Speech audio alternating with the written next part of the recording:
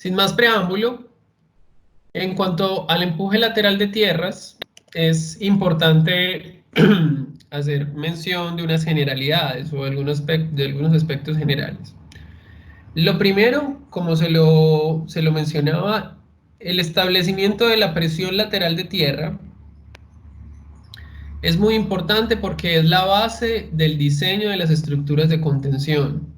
Muros en voladizo, muros en gravedad, pantallas de pilas, muros en gaviones, cortes apuntalados, incluso hasta las pantallas de lodos podrían tener algo ahí de diseño de presión lateral de tierra.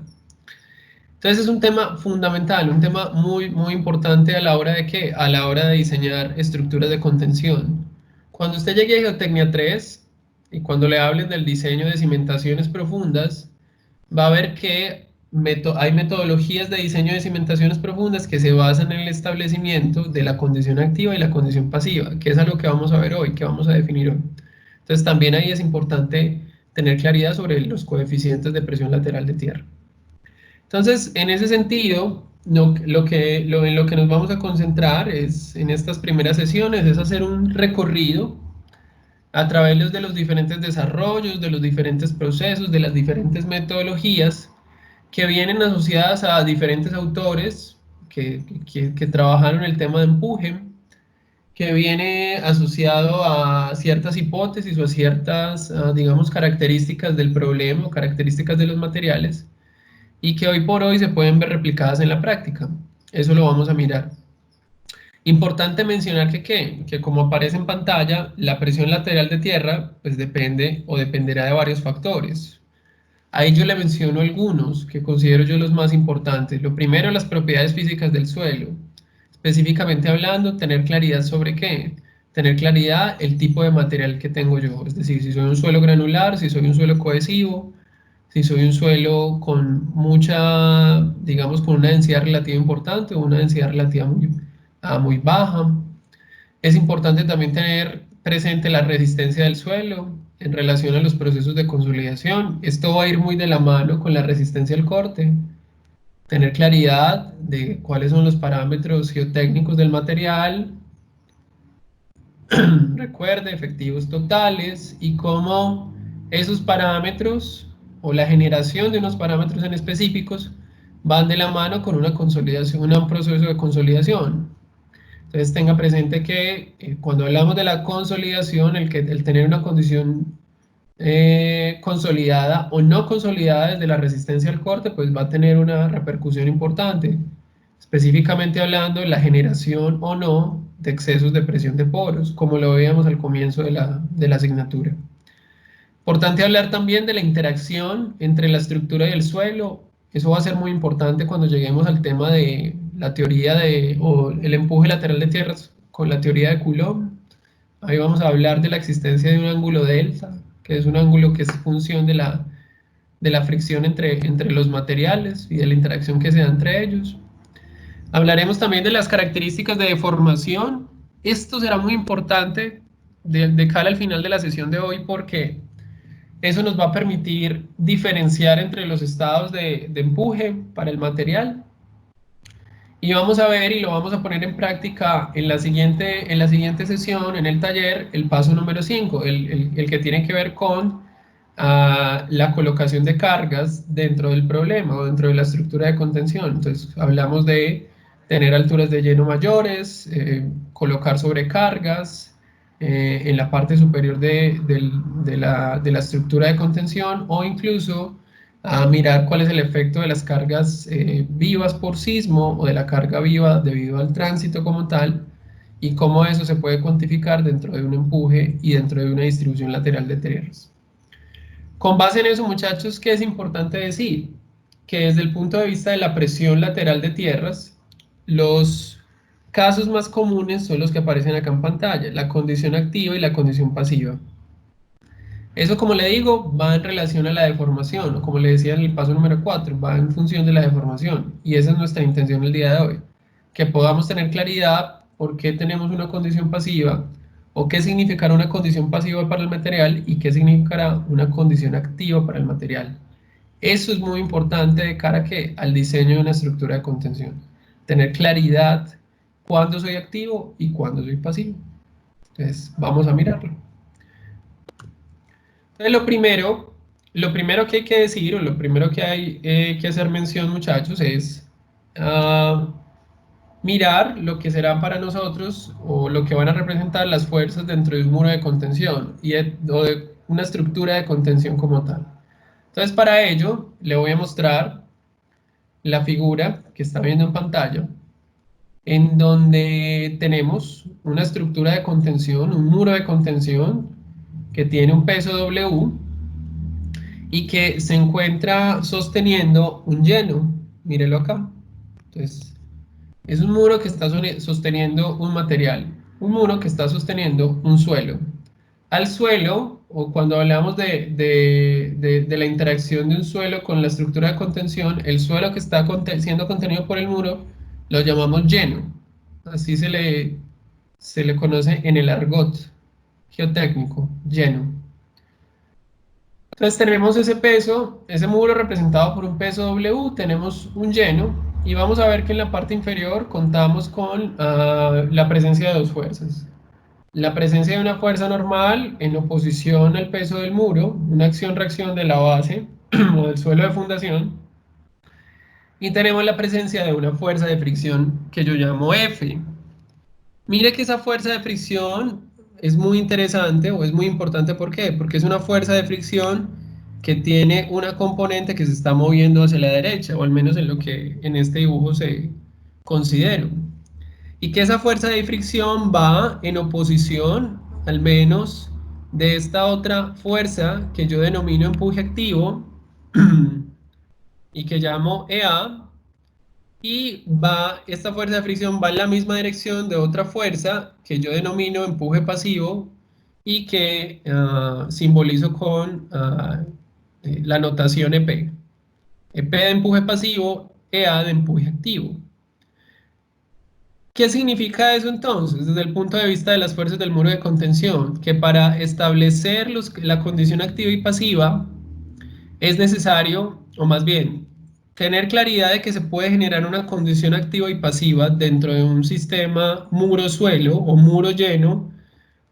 Implicará que a partir de la generación de esas condiciones se van a generar unos empujes que también van a responder a dichas condiciones. En otras palabras, si usted tiene una condición activa dentro del sistema muro lleno, eso va a tener como resultado la generación de un empuje activo, EA. Y si usted tiene una condición pasiva dentro del sistema muro lleno, eso va a tener como resultado la generación de un empuje pasivo, EP. ¿Qué es importante en cuanto a esto? Mencionar lo siguiente. En el caso del estado activo, ¿cuándo se va a configurar? ¿O cómo se va a configurar para nosotros? ¿Por qué esa flecha va a aparecer hacia la izquierda? El estado activo nosotros lo vamos a configurar cuando tengamos una situación en la que el suelo empuje al muro de contención. Óigase bien. Si el lleno, el material que está siendo contenido, está empujando al muro de contención o a la estructura de contención, usted tendrá por lo tanto ¿qué? Una condición que vamos a llamar activa. En esa condición activa, el suelo es el elemento actuante, el suelo actúa sobre el muro. Y por lo tanto, dado que el suelo actúa sobre el muro, que se genera una condición activa, eso tendrá por resultado que la generación de una componente que vamos a denominar empuje activo, que la podemos encontrar en la literatura con la simbología EA, empuje activo, o en la literatura en inglés como la simbología PA. Esto es una P mayúscula. En algunos libros va a encontrar que esa PA, que hace referencia al empuje, o para los gringos, ellos lo llaman el active thrust. El thrust de confianza, pero con una H metida ahí en la mitad. El active thrust o el empuje activo es la fuerza que se genera cuando se configura un estado activo dentro de un sistema lleno muro. Y es una fuerza que va a ser importante de cara al diseño. Ahora, para el caso pasivo, este caso se configurará cuando ¿qué? Cuando es la estructura, el muro, quien empuja al material. Por lo tanto, en este caso, es el muro quien se convierte ¿qué? En el elemento actuante.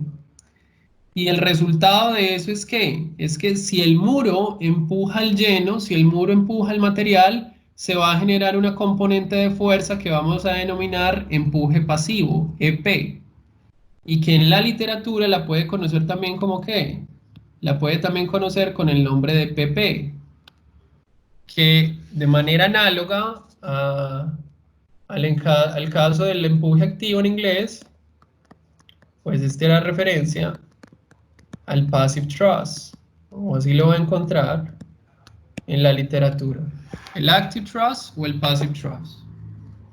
Y esta fuerza, muchachos, será también muy importante de cara a ¿qué? Al diseño de una estructura de contención.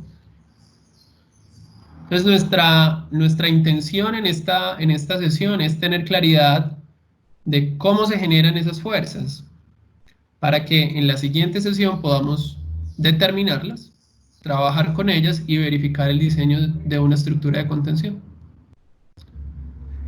Esto que yo le menciono acá es muy importante y tuvo su primera aproximación a través de ¿quién? A través de Terzaghi, por allá entre 1929 y 1934, principios del siglo XX.